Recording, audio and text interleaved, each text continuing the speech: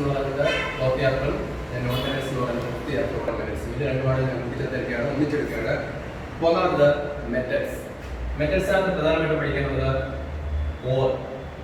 ഓറുകളുടെ പേരുകൾ പഠിച്ചോണം. ഒന്നാമത് അയണിന്റെ ഓറാണ് ഹേമറ്റേറ്റ്. അയണിന്റെ ഓറാണ് ഹേമറ്റേറ്റ്. അലൂമിനിയത്തിന്റെ ഓറാണ് ബോക്സൈറ്റ്. അലൂമിനിയത്തിന്റെ ഓറ് ബോക്സൈറ്റ്. സിങ്കിന്റെ ഓറ് സിങ്ക് ബെൻഡ്. പറഞ്ഞോളുണ്ട് കലാമി. സിങ്കിന്റെ ഓറ് സിങ്ക് ബെൻഡ് കലാമി. കോപ്പറിന്റെ ഓറ് cuprite and copper pyrites. Copper pyrites. ഈ ഓറുകളുടെ പേരെന്ന് പഠിക്കുന്നത് ഒരു പാരമാർക്കിൽ ഒരു ക്വസ്റ്റ്യൻ ചോദിക്കാം. അയൺ ഓറിന്റെ പേരാണ് hematite, aluminium bauxite, zinc blende calamine, copper cuprite, copper pyrites. ഇത് നമുക്ക് ഇതിനകത്ത് പഠിക്കാനുള്ളത് ഒരു മെറ്റലിന്റെ പ്രിപ്പറേഷൻ, എക്സ്ട്രാക്ഷൻ ഓഫ് മെറ്റൽ ആണ് നമുക്ക് പഠിക്കാനുള്ളത്. ആ എക്സ്ട്രാക്ഷൻ മെത്തേഡ് മൂന്നെണ്ണമാണുള്ളത്. ഒന്നാമത്തെ കോൺസെൻട്രേഷൻ മെത്തേഡ്. അപ്പൊ കോൺസെൻട്രേഷൻ ഓഫ് ഓർ എന്നതാണ് ഒന്നാമത്തെ പ്രോസസ്.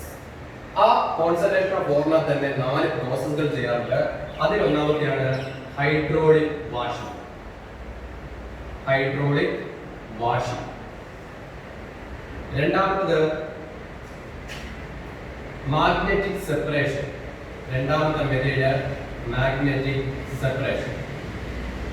മൂന്നാമത്തെ മെത്തേഡ് ലീച്ചിങ്. നാലാമത്തെ മെത്തേഡ് ഫ്രോത്ത് ഫ്ലോട്ടേഷൻ. ഇങ്ങനെ കോൺസെൻട്രേഷൻ മെത്തേഡ് തന്നെ 4 ഉണ്ട്. Hydraulic washing, magnetic separation, leaching, froth flotation. ഇത് ഓരോന്നും ഓറിന്റെ പ്രത്യേകത അനുസരിച്ചാണ് ഉപയോഗിക്കുന്നത്. ഹൈഡ്രോളിക് വാഷിംഗ് ഉപയോഗിക്കണമെങ്കിൽ ഓർ പാർട്ടിക്കിൾ എന്ന് പറയുന്നത് ഹെവിയറും ഇമ്പ്യൂരിറ്റീസ് ലൈറ്ററുമായി. അപ്പോൾ ഓർ പാർട്ടിക്കിൾ ഹെവിയറും ഇമ്പ്യൂരിറ്റീസ് ലൈറ്ററുമാണെങ്കിൽ ഉപയോഗിക്കുന്ന മെത്തേഡ് ഹൈഡ്രോളിക് വാഷിംഗ്. രണ്ടാമത്തെ മാഗ്നറ്റിക് സെപ്പറേഷൻ ആണെങ്കിൽ ഓർ പാർട്ടിക്കിളിന് മാഗ്നറ്റിക് ബിഹേവിയർ ഉണ്ടാവും. ഓർ പാർട്ടിക്കിളിന് മാഗ്നറ്റിക് ബിഹേവിയർ അല്ലെങ്കിൽ ഓർ പാർട്ടിക്കിളിനെ വേണമെന്നില്ല, ഓർ പാർട്ടിക്കിളിന് അല്ലെങ്കിൽ impurities, ore particles ore impurities. ഇത് രണ്ടിൽ ഏതെങ്കിലും ഒരെണ്ണത്തിന് മാഗ്നറ്റിക് ബിഹേവിയർ ഉണ്ടെങ്കിൽ ഉപയോഗിക്കുന്ന മെത്തേഡാണ് മാഗ്നറ്റിക് സെപ്പറേഷൻ. മൂന്നാമത് ലീച്ചിങ്. ഓർ പാർട്ടിക്കിൾ സ്യൂട്ടബിൾ സോൾവെന്റിൽ ഡിസോൾവ് ആകും. ഓർ പാർട്ടിക്കിൾ സ്യൂട്ടബിൾ സോൾവെന്റിൽ ഡിസോൾവ് ചെയ്യുകയാണെങ്കിൽ ഉപയോഗിക്കാൻ കഴിയുന്ന മെത്തേഡാണ് ലീച്ചിങ്. Froth flotation. ഇമ്പ്യൂരിറ്റീസ് ഹെവിയറും ഓർ പാർട്ടിക്കിൾ ലൈറ്ററുമാണെങ്കിൽ ഉപയോഗിക്കുന്ന മെത്തേഡാണ് ഫ്രോത്ത് ഫ്ലോട്ടേഷൻ. അതായത് ഹൈഡ്രോളിക് വാഷിംഗിന്റെ നേരെ ഓപ്പോസിറ്റ് ആണ് ഫ്രോത്ത് ഫ്ലോട്ടേഷൻ. ഹൈഡ്രോളിക് വാഷിംഗിനകത്ത് ഓർ പാർട്ടിക്കിൾ ഹെവിയറും ഇമ്പ്യൂരിറ്റീസ് ലൈറ്ററുമായി. രണ്ടാമത്തെ മാഗ്നറ്റിക് സെപ്പറേഷൻ എന്ന് പറഞ്ഞു കഴിഞ്ഞാൽ ഓറിന് അല്ലെങ്കിൽ ഇമ്പ്യൂരിറ്റീസിന് മാഗ്നറ്റിക് ബിഹേവിയർ ഉണ്ടാവും. മൂന്നാമത്തെ ലീച്ചിങ് എന്ന് പറഞ്ഞു കഴിഞ്ഞാൽ or particle suitable solvent dissolve ചെയ്യും. ഫ്രോത്ത് ഫ്ലോട്ടേഷൻ എന്ന് പറഞ്ഞാൽ ഇമ്പ്യൂരിറ്റീസ് ഹെവിയറും ഓർ പാർട്ടിക്കിൾസ് ലൈറ്ററുമായി. ഇതാണ് ആദ്യത്തെ മെത്തേഡ്, കോൺസെൻട്രേഷൻ ഓഫ് ഓർ. ഇത് ഏറ്റവും പ്രധാനപ്പെട്ട മെത്തേഡാണ് ഫ്രോത്ത് ഫ്ലോട്ടേഷൻ. എന്തുകൊണ്ടെന്ന് വെച്ച് കഴിഞ്ഞാൽ സൾഫൈഡ് ഓറുകളെ കോൺസെൻട്രേറ്റ് ചെയ്യാൻ ഉപയോഗിക്കുന്ന മെത്തേഡാണ് ഫ്രോത്ത് ഫ്ലോട്ടേഷൻ. സൾഫൈഡ് ചേർത്ത്, അതായത് ZnS, ഇങ്ങനെ S ചേർത്ത് വരുന്ന ഓറുകളെ കോൺസെൻട്രേറ്റ് ചെയ്യാൻ ഉപയോഗിക്കുന്ന മെത്തേഡ് ഏതാണെന്ന് വെച്ച് കഴിഞ്ഞാൽ എഴുതിക്കോണം, froth flotation. Magnetic behaviour, for example അയണിന്റെ ഓറിനെ കോൺസെൻട്രേറ്റ് ചെയ്യാൻ ഉപയോഗിക്കുന്ന മെത്തേഡാണ് മാഗ്നറ്റിക് സെപ്പറേഷൻ. അയണിന്റെ ഓറിനെ കോൺസെൻട്രേറ്റ് ചെയ്യാൻ ഉപയോഗിക്കുന്ന മെത്തേഡാണ് magnetic separation. Hydraulic washing. Gold ഓറിനെ കോൺസെൻട്രേറ്റ് ചെയ്യാൻ ഉപയോഗിക്കുന്ന മെത്തേഡാണ് ഹൈഡ്രോളിക് വാഷിംഗ്. അപ്പോൾ hydraulic washing example gold ore, magnetic separation example അയണിന്റെ ore, then leaching example bauxite, അതായത് അലൂമിനിയത്തിന്റെ ഓർ.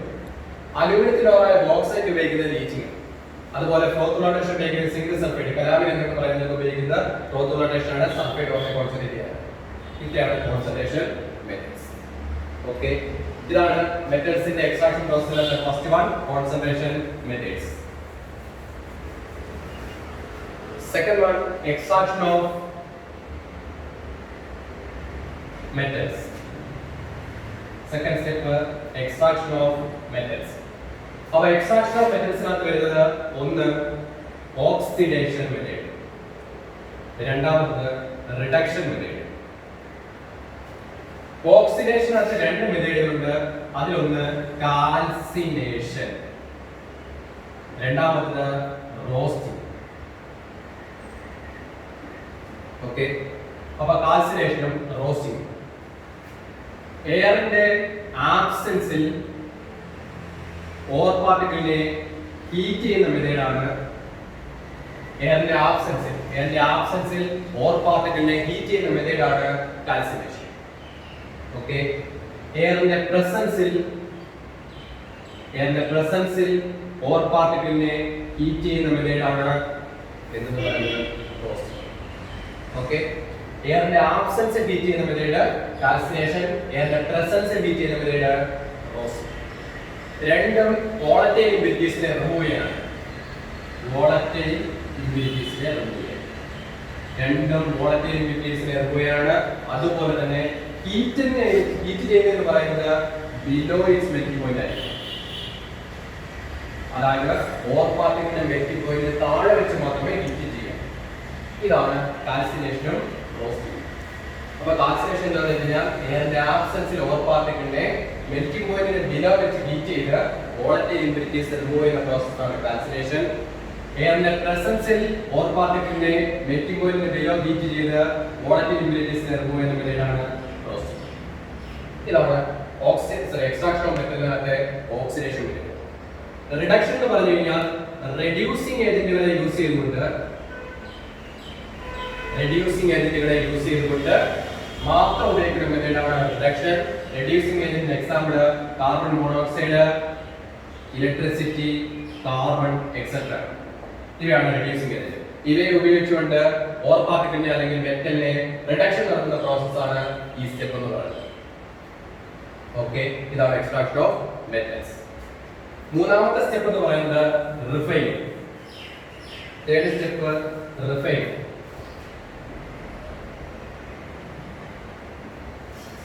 ഈ റിഫൈനിങ് സ്റ്റെപ്പിനകത്ത് മൂന്നെണ്ണം. ഒന്ന് ലിക്വേഷൻ, രണ്ട് ഡിസ്റ്റിലേഷൻ,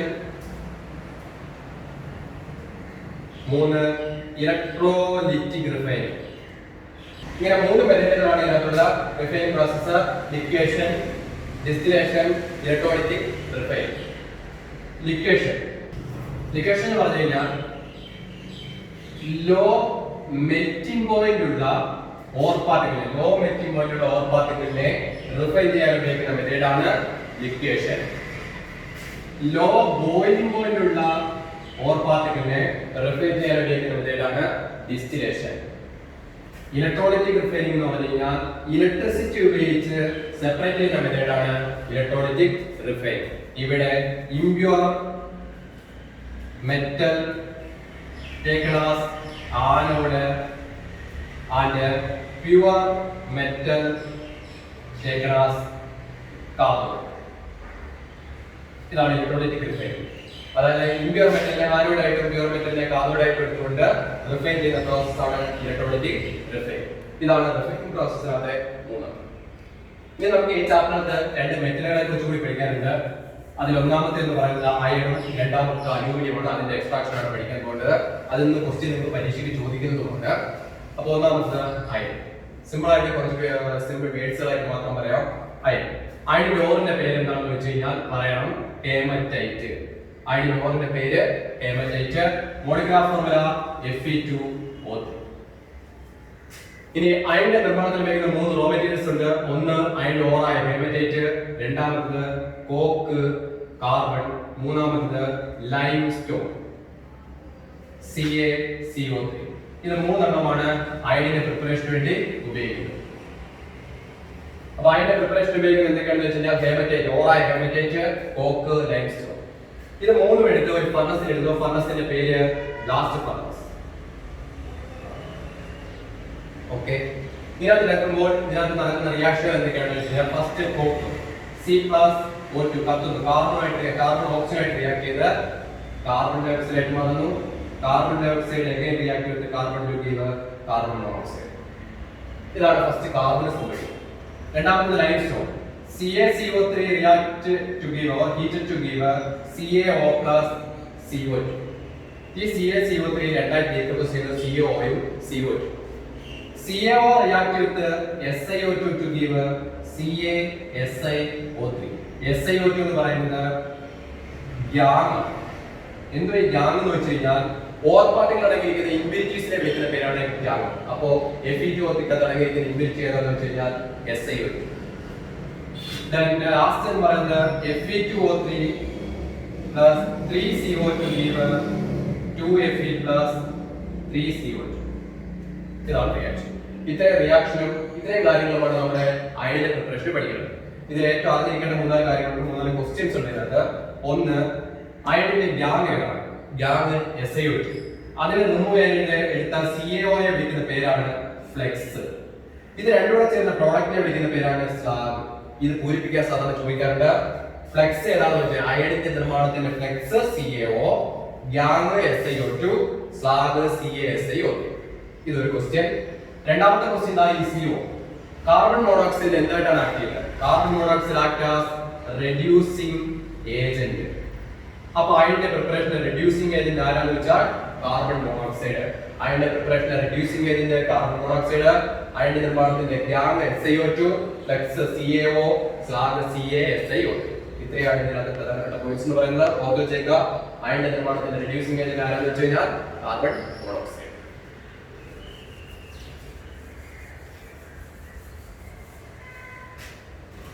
അടുത്തത് അലൂമിനിയം. അലൂമിനിയത്തിന്റെ ഓർമ്മ പേര് ബോക്സൈറ്റ്. ബോക്സൈറ്റിന്റെ മോളിക്യുലർ ഫോർമുല Al2O3. ബോക്സൈറ്റിന്റെ കോൺസെൻട്രേറ്റ് ചെയ്യുന്ന മെറ്റീരിയലിന്റെ പേരാണ് ലീച്ചിങ്. അപ്പോൾ ബോക്സൈറ്റിനെ കോൺസെൻട്രേറ്റ് ചെയ്യുന്ന മെറ്റീരിയലിന്റെ പേര് ലീച്ചിങ്. ലീച്ചിങ് പ്രവർത്തന ഫലമായി ഈ ബോക്സൈറ്റിനെ ലീച്ചിങ് നടത്തി അവസാനം കിട്ടുന്ന ഒരു പ്രോഡക്റ്റ് ഉണ്ട് Al2O3, പേര് അലൂമിനിയം. അപ്പൊ ലീച്ചിങ് പ്രവർത്തന ഫലമായി കിട്ടുന്ന പ്രോഡക്റ്റ് എന്താണെന്ന് വെച്ച് കഴിഞ്ഞാൽ അലൂമിനിയം. ഈ അലൂമിനിയം ഇലക്ട്രോലൈസിസ് നടത്തിയാണ്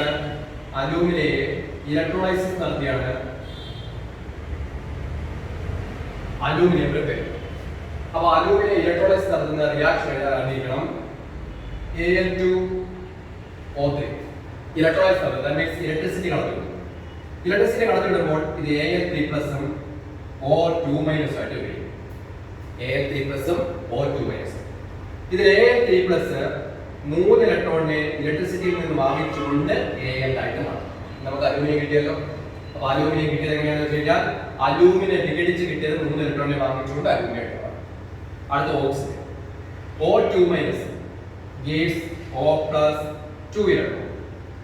ഈ ഓക്സിജൻ ഒറ്റയ്ക്ക് കിട്ടില്ല. അപ്പൊ 2 O2- O2 ആയിട്ട് മാറും. മൊത്തം 4 ഇലക്ട്രോണിനെ കാണും. അപ്പൊ 3 റിയാക്ഷൻ ആയി. Al2O3 gives Al3+ O2-. Al3++ 3 electron gives Al. 2O2- gives O2+, 4 electron. Last reaction C+O2 gives CO2. ഇതാണ് അലൂമിനിയത്തിന്റെ പ്രിപ്പറേഷന്റെ റിയാക്ഷൻ. ഇത് പഠിച്ചോണം. ഇത് പൂരിപ്പിക്കാൻ ഇപ്പൊ കഴിഞ്ഞ വർഷത്തെ പരീക്ഷ ഉണ്ടായിരുന്നു. ഈ ഭാഗം പൂരിപ്പിക്കാനൊക്കെ തന്നിട്ടുണ്ടായിരുന്നു. അറിഞ്ഞിരിക്കുക ഈ റിയാക്ഷൻ. ഇനി ഇതിന്റെ റിയാക്ഷൻ ചെയ്യുന്ന മെത്തേഡ് എന്താണെന്ന് വെച്ച് കഴിഞ്ഞാൽ ഒരു ഇൻസ്ട്രുമെന്റ് ഉണ്ട് ഇലക്ട്രോലൈസിസ് നടത്തുന്നത്, ഒരു അയൺ ടാങ്ക്. അതിന്റെ അകഭാഗം കാർബൺ കൊണ്ട് കോട്ട് ചെയ്തിരിക്കും, ഉൾഭാഗം കാർബൺ ലൈൻ. അതിനകത്ത് തന്നെ കുറെ കാർബൺ ബോൺസ് ആക്കി വെച്ചിരിക്കും. ഇതിനകത്ത് ഈ ലീച്ചിങ് പ്രവർത്തന ഫലമായി കിട്ടിയ അലൂമിനിയം Al2O3 പ്ലസ് അതിലൂടെ ഒരു സാധനം കൂടെ ചേർക്കുന്നുണ്ട്, ക്രയോലൈറ്റ്. ഇത് രണ്ടും കൂടെ ചേർന്നാണ് ഇവിടെ സൊല്യൂഷൻ ആയിട്ട്. ഓക്കെ, അപ്പൊ ഇവിടെ ക്വസ്റ്റ്യൻ തന്നെ ഉണ്ട്. അലൂമിനിയുടെ കൂടെ എന്തിനു വേണ്ടിയാണ് ക്രയോലൈറ്റ് ചേർത്തത്? അലൂമിനിയുടെ ക്രയോലൈറ്റ് ചേർക്കുന്നത് എന്തിനു വേണ്ടിയാണെന്ന് വെച്ച് കഴിഞ്ഞാൽ റെഡ്യൂസ് ഇറ്റ്സ് മെൽറ്റിംഗ് പോയിന്റ്. അലൂമിനിയുടെ മെൽറ്റിംഗ് പോയിന്റ് കുറയ്ക്കാൻ വേണ്ടിയാണ് ക്രയോലൈറ്റ് ചേർത്തത്. ക്വസ്റ്റ്യൻ ഉള്ളതാണ്, ടെക്സ്റ്റിൽ കിടക്കുന്നതാണ്.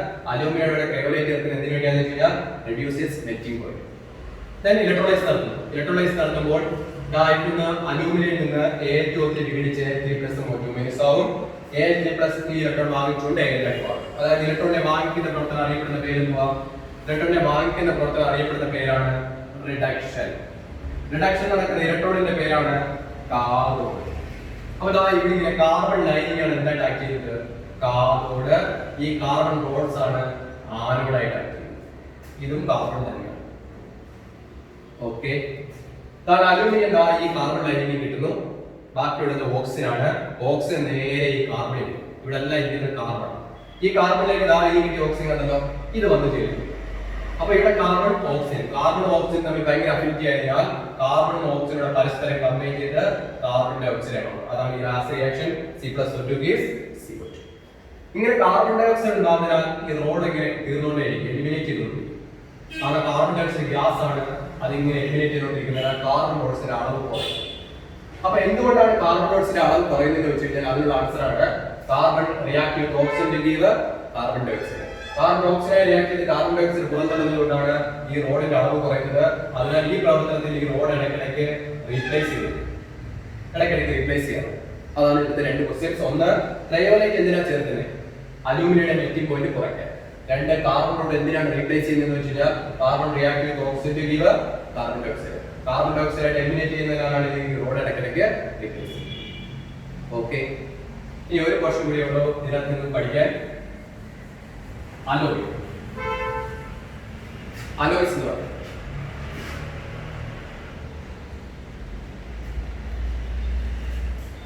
അലോയ്സ് മൂന്നെണ്ണം. Alnico, stainless steel, alnico, stainless steel and നിക്കോ. പെട്ടെന്ന് പഠിക്കാൻ കഴിയുന്നതാണ്. ഒന്നാമത്തെ അൽനിക്കോ. മൂന്ന് കടമ പേരിൽ തന്നെയുണ്ട്. അൽനിക്കോ എന്ന് എഴുതുമ്പോൾ NiCO ഇത് കൂട്ടിച്ചേർത്ത് വായിക്കുന്നതാണ് അൽനിക്കോ. അപ്പോ അൽനിക്കോ എന്തൊക്കെ കൊണ്ടാണ് നിർമ്മിച്ചിരിക്കുന്നത് വെച്ച് കഴിഞ്ഞാൽ അലൂമിനിയം, നിക്കല്, കൊബാൾട്ട്, അതിന്റെ കൂടെ അയൺ, അങ്ങനെ 4 ഘടകങ്ങൾ ചേർത്താണ് അൽനിക്കോ പ്രിപ്പയർ ചെയ്തിരിക്കുന്നത്. അപ്പൊ അൽനിക്കോ എന്ന് പറയുന്ന ഒരു അലോയ് ആണ്. അലോയിലെ ഘടകങ്ങൾ ചോദിച്ചാൽ അലൂമിനിയം, നിക്കല്, കൊബാൾട്ട്, അയൺ. നിക്രോം. നിക്രോമിൽ പേരിൽ തന്നെ രണ്ടെണ്ണമുണ്ട്. നിക്കല്, നിക്കല്, രണ്ടാമത് ക്രോമിയം, പിന്നെ കാർബണും അയൺ. ഇതാണ് നിക്രോമിലെ ഘടകങ്ങൾ. നിക്കല്, ക്രോമിയം, കാർബൺ, അയൺ. ഇതേ ഘടകങ്ങൾ തന്നെയാണ് സ്റ്റെയിൻലെസ് സ്റ്റീലിലുള്ളത്. നിക്കല്, ക്രോമിയം, കാർബൺ, അയൺ. ഓക്കെ, നിക്കല്, ക്രോമിയം, കാർബൺ, അയൺ തന്നെയാണ് ഇതിലുള്ളത് സ്റ്റെയിൻലെസ് സ്റ്റീൽ. അപ്പൊ അൽനിക്കോയിലെ ഘടകങ്ങൾ അലുമിനിയം, നിക്കല്, cobalt, iron. Stainless steel nickel, chromium, carbon, Fe. നിക്രോമിലെ ഘടകങ്ങൾ നിക്കല്, ക്രോമിയം, കാർബൺ. ഓക്കെ ആണ്. ഇനി അൽനിക്കോ ഉപയോഗിക്കുന്നത് എന്തിനാന്ന് വെച്ച് കഴിഞ്ഞാൽ പെർമനന്റ് മാഗ്നറ്റ് നിർമ്മിക്കാൻ. അപ്പൊ പെർമനന്റ് മാഗ്നറ്റ് നിർമ്മിക്കാൻ ഉപയോഗിക്കുന്ന അലോയാണ് അൽനിക്കോ.